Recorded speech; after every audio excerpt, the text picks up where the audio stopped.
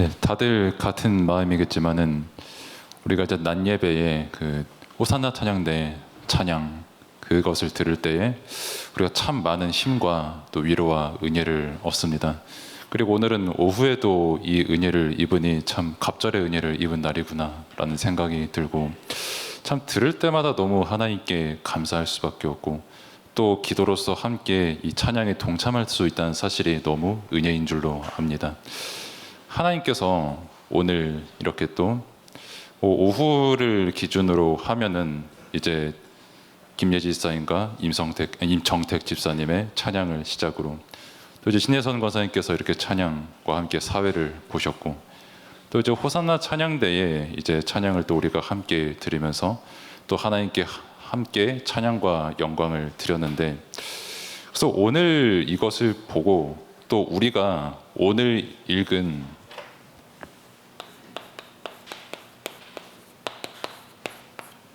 본문의 말씀을 잘 확인을 해야 됩니다. 이 백성은 내가 나를 위해서 지었고, 즉 우리는 하나님을 위해서 지음받은 존재라는 것입니다. 그러면 우리가 어떻게 그러면 이 지음을 받았고 또 무엇을 위해서 지음을 받았냐라고 했을 때 이 백성이 나를 찬송하게 하려고 우리를 지으셨다 이렇게 말씀을 주셨죠. 저도 마찬가지고 여러분들의 인생이 다 있습니다.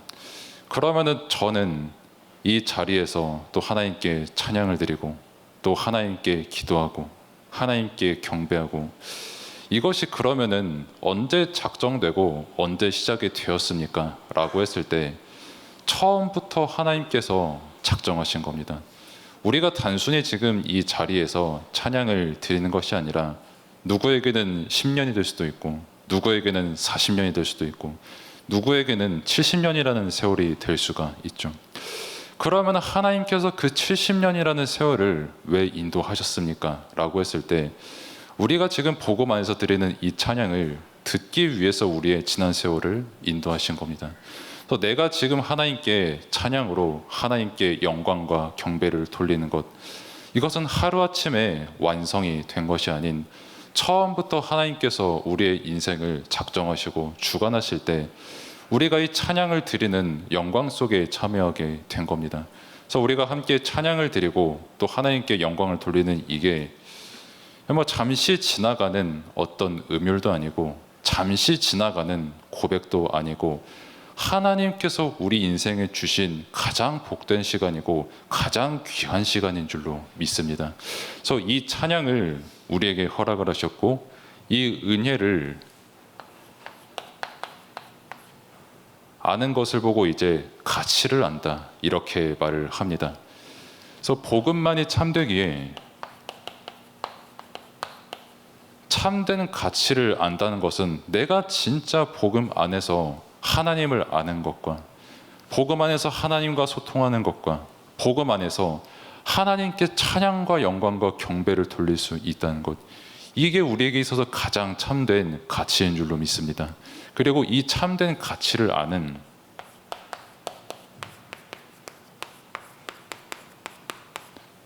성가대는 하나님께서 가장 기뻐 받으시는 영광스러운 성가대인 줄 믿습니다.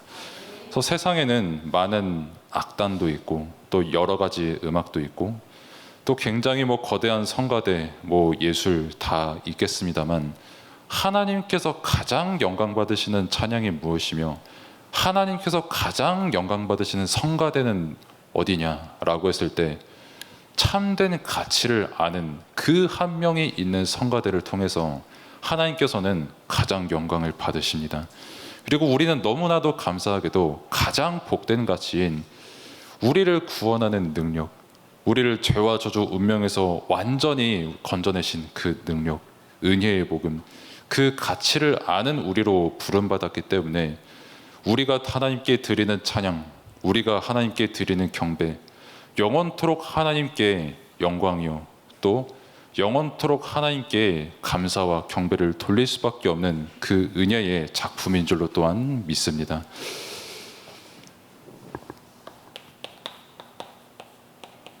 찬양에 앞서서 우리가 기억을 해야 될 것이 있습니다. 그것은 바로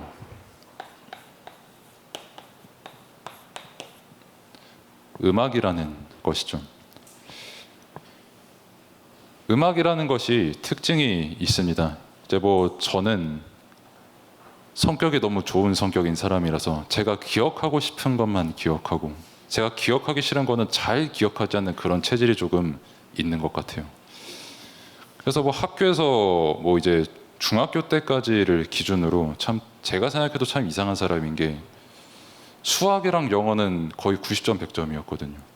근데 과학을 한번 318명 중에서 314등을 한 적이 있어요. 저도 왜 그런지 모르고 하나님은 아시겠지만 부모님도 저를 이해 못했습니다. 다행히 너무 그때 성령 충만하셔가지고 안 혼나고 넘어가기는 했었는데 뭐 좌우지간에 저는 제가 하고 싶은 공부만 했던 그런 성격의 사람이었거든요. 근데 그랬던 제게 그러니까 잘 뭐 기억하지 못하는 저에게 10년이 지나도 20년이 지나도 제게 한 가지 기억에 계속 나는 게 있다면 음악입니다. 뭐 잘 아실지는 모르겠지만 제가 이제 15년 전에 아이돌이라는 게 유행을 하기 시작을 했거든요. 뭐 소녀시대 그 어르신들이 계시겠고 뭐 이제 원더걸스 뭐 어른들 잘 계신데 15년이 지났는데 저는 아직도 그 멜로디를 생생하게 기억합니다. 그리고 심지어 그 가사들의 내용도 굉장히 잘 기억에 나요.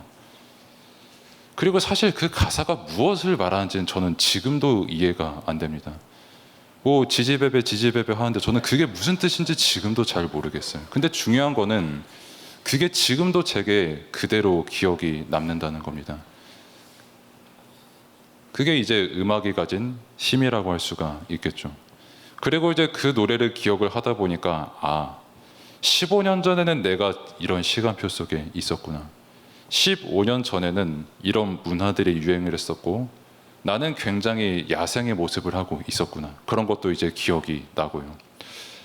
또 이제 30년 전의 노래, 40년 전의 노래라고 하면은 제가 어떤 프로그램을 봤던 것 같은데 40년 전 어떤 노래를 딱 틀어주니까 애들은 그냥 그 어시장에 있는 생선 비슷한 눈이 되었었는데 어르신들은 눈물을 흘려요. 왜? 그 노래가 너무 추억이 되거든요. 그 노래를 들으니까 자신의 어떤 10대, 20대 시절에 파노라마처럼 이렇게 샥 지나가거든요. 그게 이제 음악이 가진 힘입니다. 음악은 그래서 한 시대를 대표할 수 있는 그런 힘과 능력이 있고요. 그렇기 때문에 또 한 가지 음악은 많은 사람들을 하나로 모을 수 있는 힘이 있습니다. 뭐 당장에 뭐 이 우만동이라는 동네 근처에 콘서트가 많이 하는 장소이기도 합니다. 그래서 그 콘서트에 이제 뭐 여러 가수들이 와가지고 이제 막 노래도 부르고 뭐 공연도 하고 뭐 여러 가지를 합니다만은 거기에 함께 참여해서 같이 노래하고 같이 열광하고 같이 이렇게 무언가 즐기는 그 사람들 평소에 서로 아예 모르는 사람들이거든요. 지나가다가 누군지도 모르는 사람이고 살면서 처음 보는 사람들이 그 장소에 가득 차 있고 그럼에도 그 사람들이 한마음 한뜻이 되어서 열광할 수 있는 것은 그 음악이 주는 어떤 감동과 내용과 위력이 있기 때문에 그래서 사람들이 한 마음을 모을 수가 있는 것이죠. 그것처럼 옛날에 내가 어떤 노래가 생각이 나라고 하면은 이제 다른 사람과 다른 얘기를 하고 뭐 그 사람의 삶이 뭐 어떻든 저떻든 간에 딱 그 노래만 얘기를 하면은 그렇지 하면서 같은 추억과 회상에 잠기기도 하고요. 뭐 이제 제 세대만 아는 얘기겠습니다만은 뭐 예를 들어서 뭐 응급실 같은 노래를 부른다라고 하면은 갑자기 뭐 옛날에 이성교제 했던 연애했던 그런 아련한 기억들도 나고요. 뭐 여러분들도 여러분들 나름대로 어떤 옛날 표현을 하면 18번 노래들이 하나씩은 다 있으시겠죠. 이제 그 18번이 이제 뭐 찬송 가면 너무 감사한 일이겠지만은 어쩔 수 없이 그때에 흘러나왔던 음악들은 지금도 우리 기억에 남습니다.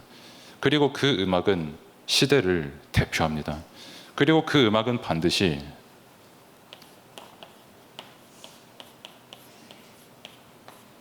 메시지가 있습니다. 참 가사들을 보면은 그 노래를 부른 사람의 상태가 어떤지 알 수가 있어요. 그리고 실제 어떤 노래를 자주 부르는 사람의 그 가사의 내용을 들어보면은 저 사람이 저런 부분에 있어서 큰 공감과 위로와 힘을 느끼고 있구나를 우리가 알 수가 있습니다. 그래서 뭐 단순히 뭐 음악이다, 뭐 노래다, 뭐 지나가다가 뭐 들리는 소리다, 이게 아니라 실제 우리는 이 문화 속에서 오늘도 살아가고 있고, 그렇기 때문에 우리가 음악을 알지 못한다면은 끊임없이 흑암과 나의 옛 기억과 상처와 여러 가지 기억들 속에서 이 부분이 나에게 살리는 답이 되는 것이 아니라 잘못하면 우리 또한 여기에 속을 수가 있거든요.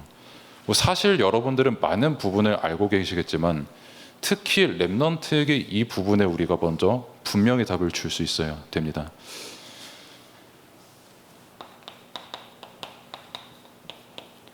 그럼 세상의 노래가 가득한 이 현장 속에서 우리가 살아가고 있는데,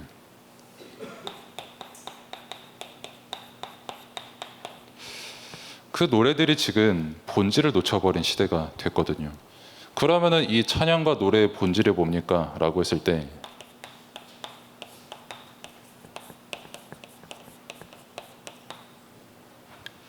그 영광의 대상이 하나님이 아닌 자기 자신으로 바뀐 상태를 말합니다. 그래서 하나님을 떠난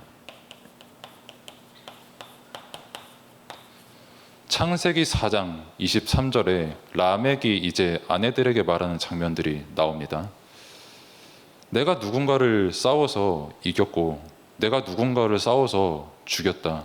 그러니까 더 이상 나를 지키지 않았던 하나님을 찬양하는 것이 아니라 내가 남들과 싸워서 나 자신을 지키고 또 내가 승리했으니 나 자신의 영광을 받아야 되고 나 자신을 찬양하고, 그러면서 이제 하나님을 소위 말해 약올리는 그런 장면들이 나오거든요.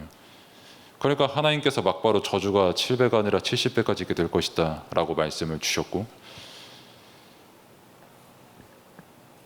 이 사람의 상태 자체가 하나님께 영광 돌려야 되는 그 본질을 놓치니까 그냥 나를 위한 노래를 계속해서 부를 수밖에 없는 그런 영적 상태가 되는 겁니다. 그리고 뭐 겉으로 보기에는 나를 위해서 노래 부르고 또 내가 영광 받는 것을 좋아하는 것처럼 보이지만 실상 그 영적인 본질은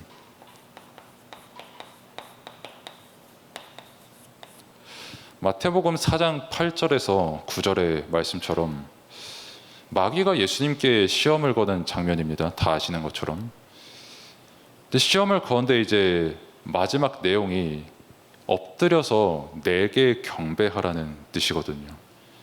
끊임없이 사단이 우리에게 시험을 주고 또 우리를 속이는 것은 영광과 경배의 대상을 바꾸는 것입니다. 우리는 모든 것에 있어서 하나님께 찬양과 영광과 경배를 돌려야 되는데 그 대상을 나로 바꾸는 것이죠. 먼 이야기처럼 들릴 수 있겠지만은 뭐 만약에 저를 예를 들어서 제가 만약에 이 자리에서 노래를 굉장히 잘했다라고 칩시다. 뭐 나 같은 죄인 살리신을 뭐 진짜 뭐 빠바로티처럼 그렇게 잘 불렀다고 칩시다. 그러면은 당연히 제가 굉장히 뿌듯하고 기쁠 수가 있겠죠. 잘 부른 만큼 박수갈채를 받을 것이고 잘 부른 만큼 다른 사람들이 저를 인정해 줄 것이니까요.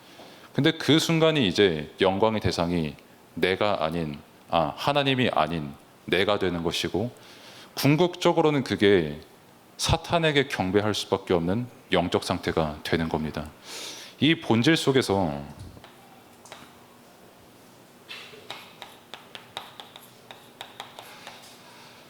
찬양과 음악의 본질을 놓친 세상이 지금 그러면 어떤 배경이 되어 있습니까? 라고 했을 때 당연히 사탄의 배경이 되어 있는 겁니다. 지금. 그래서 뭐 간혹 뭐 이사야 14장 12절의 말씀을 가지고 뭐 루시퍼다, 그리고 뭐 이제 찬양을 주관하던 천사, 그때 에스겔 말씀이죠. 근데 뭐 성경으로 보면은 정확히는 뭐 찬양을 주관하던 천사였다, 뭐 그리고 루시퍼였다, 이거보다는 그냥 사단이 이 세상을 장악을 했으니까 그 중에 하나가 찬양이다, 음악이다, 이렇게 보는 게 더 정확하겠습니다만은, 모든 것을 장악한 사단이 가장 사람들을 속이는 도구로 확실하게 사용하고 있는 것이 음악인 것은 분명히 확실합니다. 음악만큼 사람에게 가까운 게 없고요. 음악만큼 사람에게 접근하기 쉬운 것도 없고요. 음악만큼 한 사람에게 지워지지 않는 메시지를 남기기 좋은 수단도 없는 거는 분명하거든요. 그러니까 이 세상에 노래를 들어보면 전부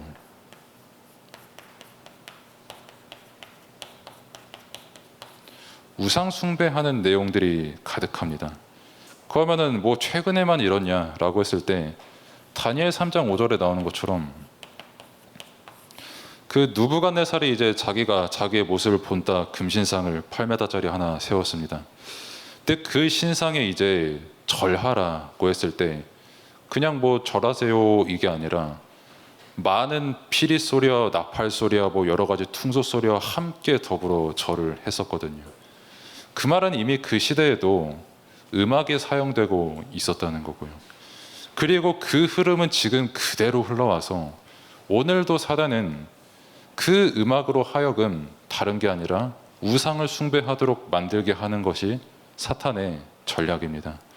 그래서 멀리 갈 필요도 없고 우리가 뭐 당장 가까운 카페를 가든지 마트를 가든지 뭐 아니면 길 가다가 뭐 핸드폰 대리점을 지나간다든지 할 때에 들려오는 그 음악들 들어보면은 쉽게 알 수 있습니다. 아, 사람들은 우상 숭배에 미쳐 있구나. 그리고 진짜 사탄이 배경이 되어서 대놓고 이 메시지를 끊임없이 전하고 있는데도 의식조차 못하고 있구나. 정말 그 노래 가사들 하나하나 뜯어보면 뭐 우리나라도 마찬가지지만 외국을 보면은 전부 그 그림들도 그렇고 가사들도 그렇고 음악들도 그렇고 선정적인 것들도 다 영광의 대상을 사람으로만 바꾸고 마귀로 바꾸는 것인데 그거를 너무나도 당연하게 여기는 세상이 됐구나. 뭐 늘 우리가 많이 예를 들었지만은 뭐 넷플릭스에 유행하는 그 애니메이션도 그냥 대놓고 무당이 나오고 대놓고 귀신이 나오고 대놓고 오만 개 다 나오거든요. 근데 그거를 캐릭터화 해가지고 돈 주고 돈 사고 하는 그런 시대가 왔습니다 벌써. 그러니까 귀신이 친숙한 시대가 이미 온 거예요. 뭐 사탄이 배경이 되었다. 그게 이미 나에게 문제가 되지 않는 시대가 되어버린 겁니다. 영광의 대상을 절대 하나님께 돌릴 수 없는 그런 시대가 이미 원래부터 와 있었고 지금도 그 영적인 흐름이 이어지고 있는 겁니다. 이런 세상 속에서 내가 진짜 영광받을 대상이 누구인지를 아는 것, 이게 얼마나 큰 응답입니까 우리에게. 이런 세상 속에서 나를 구원하신 하나님께 찬양드리는 게 얼마나 감사할 일입니까. 이런 현장 속에서 내가 왜 음악을 좋아하는지도 모르고 내가 왜 음악을 들어야 되는지도 모르는 무지한 세상 속에서 하나님께 내게 찬양을 주셨음을 감사함으로 고백하는 게 얼마나 감사한 겁니까. 이 찬양의 가치 정말 말씀을 통해서 회복하는 시간 되기를 바랍니다. 그럼 세상은 이런 거는 사실 너무 잘 알고 있고 이 본질을 회복한 성가대로 하나님께서 우리를 부르셨습니다. 그러면은 다 마찬가지지만은 나는 어떻게 성가대원이 된 것입니까? 길 가다가 갑자기 자네는 성가대를 했으면 좋겠다라고 하는 그 거절할 수 없는 그 말을 들어서 된 것입니까? 뭐 아니면은 내가 너무 되고 싶어서 성가대에 지원했습니다. 이랬습니까? 뭐 형태는 뭐 다양하게 있겠죠. 하나님의 은혜로 성가대원이 된 것입니다. 이거를 가장 먼저 분명히 기억하고 있어야 됩니다. 그래서 고린도전서 12장의 내용을 쭉 보면은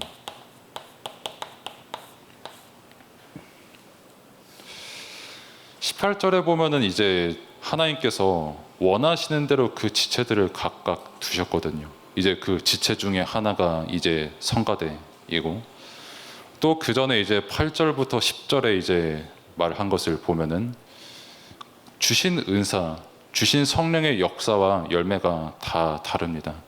그러니까 어떤 이에게는 찬양을 잘 더 좋은 실력으로 드릴 수 있는 은사가 주어진 것이고 또 어떤 이는 다른 것으로 섬길 수 있는 은사가 주어진 것이죠. 그렇기 때문에 12장 26절에서 말씀을 한 것처럼 그리고 27절에서 말한 것처럼 우리는 그래서 한 몸입니다. 아까 뭐 저분은 성가대고 나는 성가대 아니니까 뭐 저분만 찬양 드리는 것이고 나는 아니다. 이게 아니라 성가대를 통해서 하나님께서 영광 받으시는 그게 나도 그 영광 받으시는 그 일에 동참하는 거예요.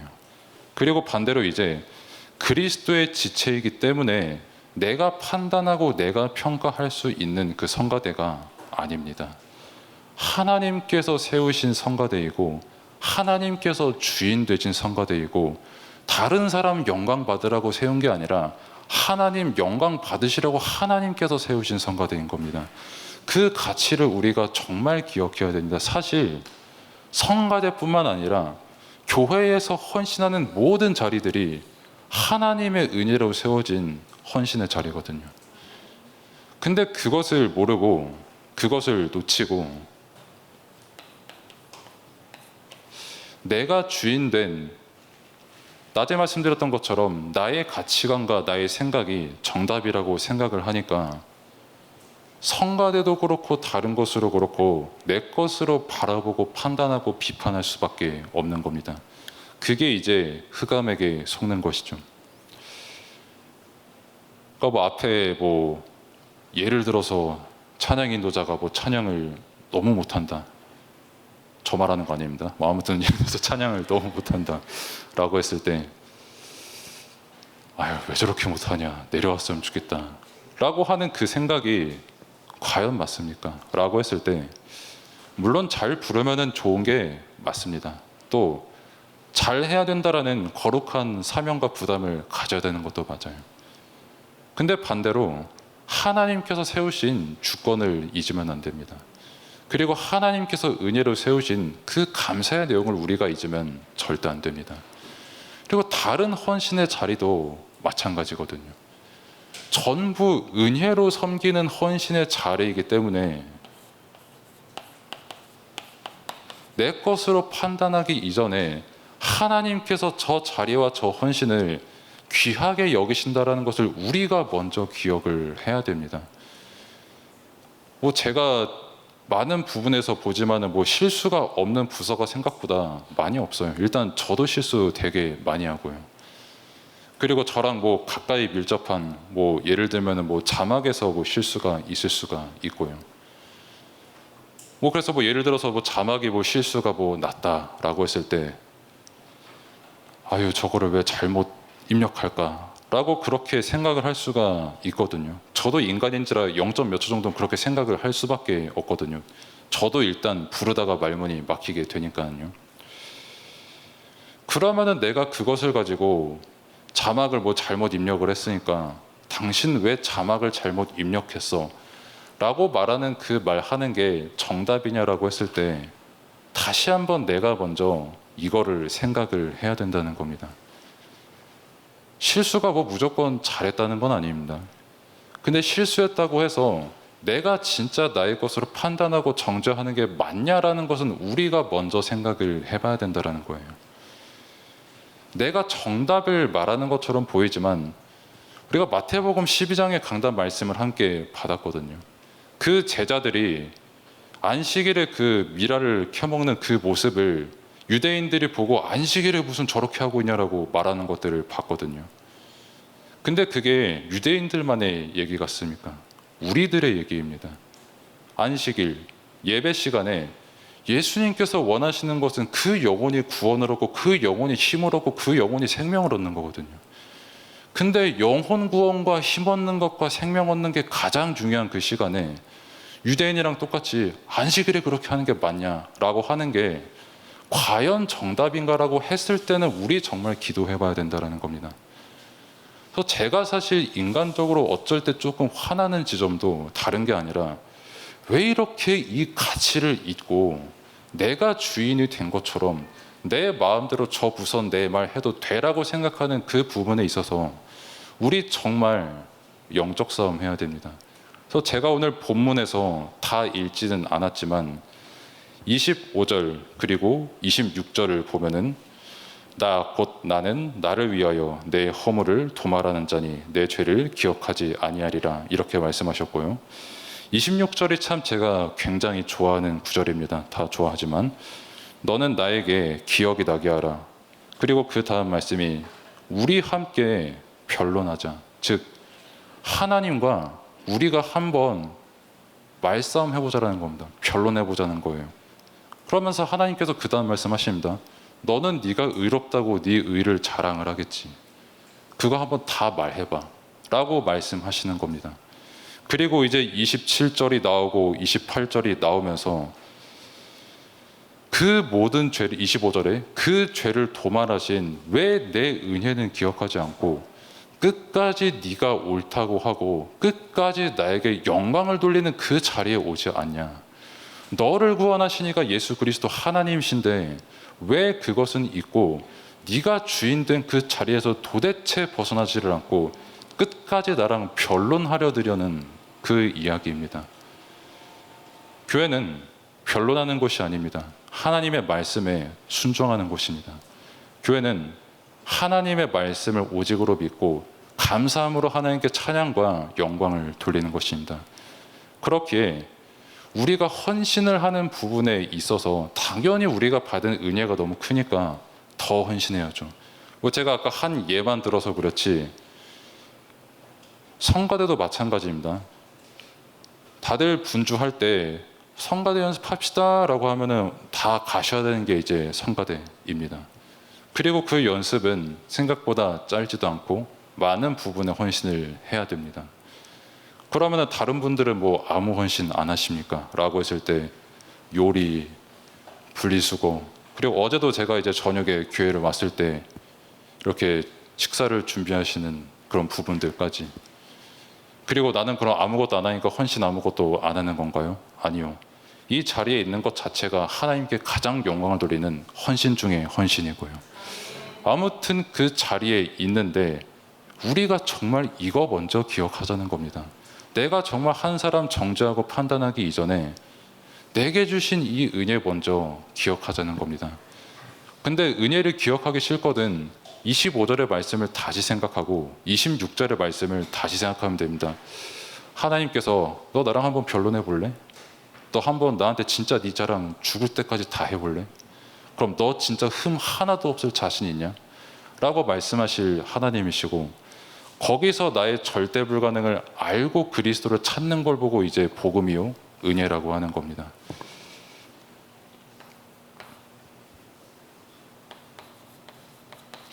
그리고 이제 그 찬양의 내용 그리고 찬양의 가치를 아는 것입니다. 시편 63편 3절에서 말씀을 한 것처럼 주의 인자하심, 주님께서 우리를 구원하시고 우리를 위해서 참으시고 우리의 모든 것을 인도하시는 주님의 은혜, 이것은 생명보다도 나은 가치이고 그렇기 때문에 이 은혜 한 가지만 생각해도 우리는 죽을 때까지 찬양할 수밖에 없거든요. 그리고 이 은혜를 아는 성가대의 찬양은 세상 그 무엇과도 바꿀 수 없는 그 영적인 가치가 담겨 있는 거거든요. 거기에 동참한 은혜의 그 내용에 우리는 감사할 수밖에 없는 것이고요. 그리고 더 중요한 거는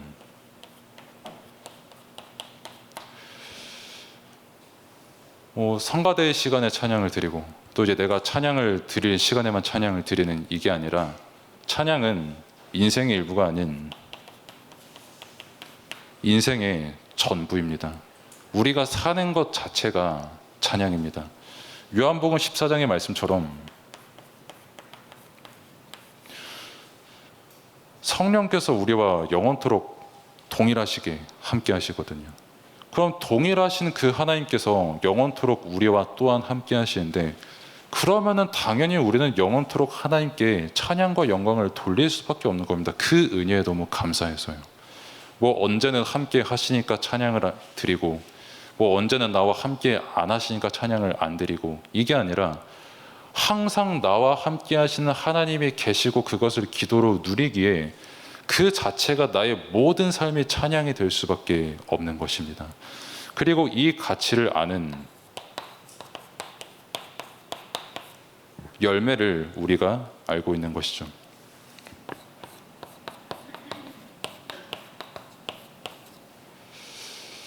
우리가 너무 잘 알고 좋아하는 말씀 사무엘상 16장 23절의 말씀입니다. 이제 다윗이 이제 수금을 들고 와서 찬양을 할 때에 사울에게 들렸던 악신이 떠나가는 모습을 우리가 볼 수가 있죠. 그리고 다윗이 이제 찬양을 할 때에 역사하신 성령은 지금 이 시간 우리에게 동일하게 역사하십니다. 그 말은 우리가 정말 전심으로 하나님께 찬양과 영광을 돌릴 때, 그리스도 안에서 정말 하나님께 참 감사의 찬양과 경배를 드릴 때 악신은 완전히 떠나가는 줄로 믿습니다.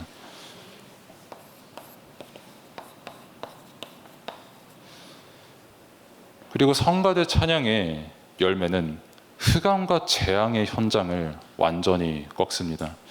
그래서 사도행전 16장을 보면은 이제 바울과 실라가 이제 찬양을 드릴 때에 이제 갑자기 큰 지진이 나서 옥문이 열리는 그런 모습을 우리가 볼 수가 있죠. 세상은 아마 이제 바울과 실라가 잡혔으니까 끝이다. 그리고 여기서는 이제 우리는 실패했으니까 흑암의 역사가 이제 우리를 막을 수가 없다. 이렇게 생각할 수가 있겠지만은 정말 믿음 가지고 드리는 찬양은 천지개벽의 일이 일어나는 것입니다. 우리가 생각할 수 없는, 그러나 하나님께서는 반드시 받으시고 기억하시고 역사를 일으키시는 그 찬양의 열매가 우리가 함께 찬양을 드릴 때 맺어지는 줄로 믿습니다. 그리고 서론에서도 말씀드렸지만은 찬양은 시대와 종교를 뛰어넘습니다.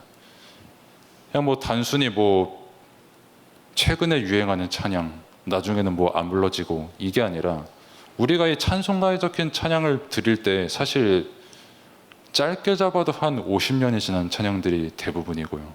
뭐 길게는 100년, 200년, 뭐 심지어 500년이 지난 것도 있으니까요.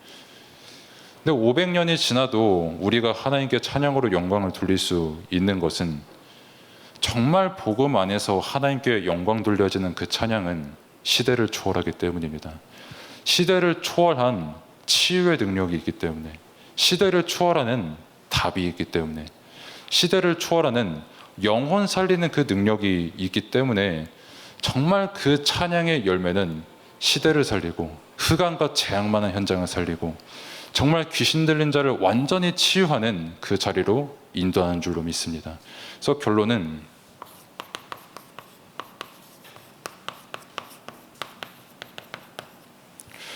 성가대의 사명입니다. 여러 가지가 있지만 성가대의 사명을 딱 두 가지만 쓰겠습니다.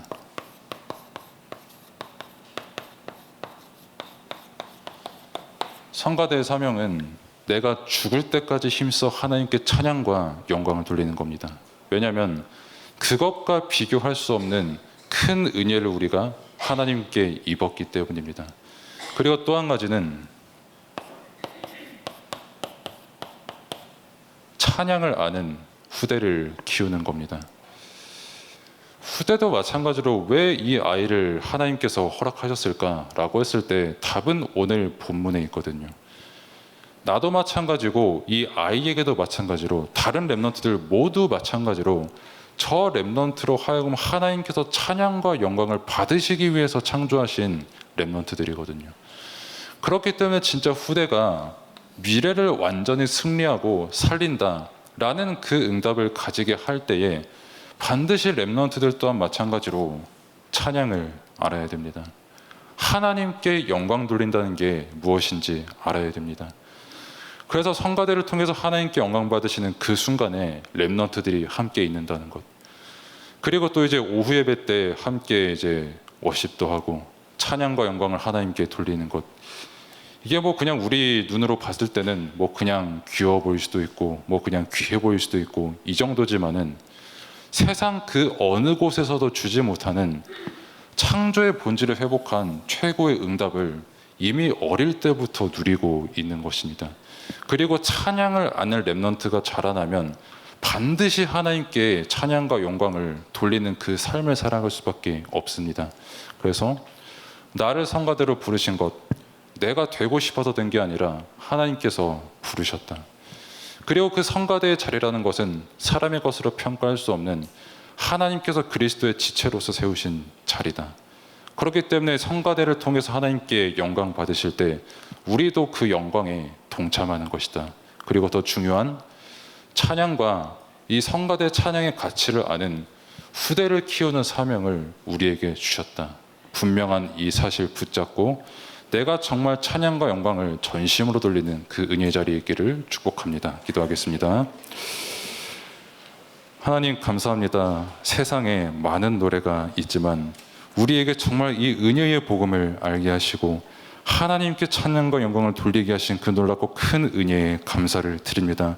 우리가 정말 죽을 때까지 힘써 하나님께 찬양을 드리고 우리가 정말 마지막 날 그 순간까지 흔들리지 않고 온전히 하나님께만 경배드릴 수 있는 그 자리에 있을 수 있도록 하나님께서 은혜를 베풀어 주옵소서.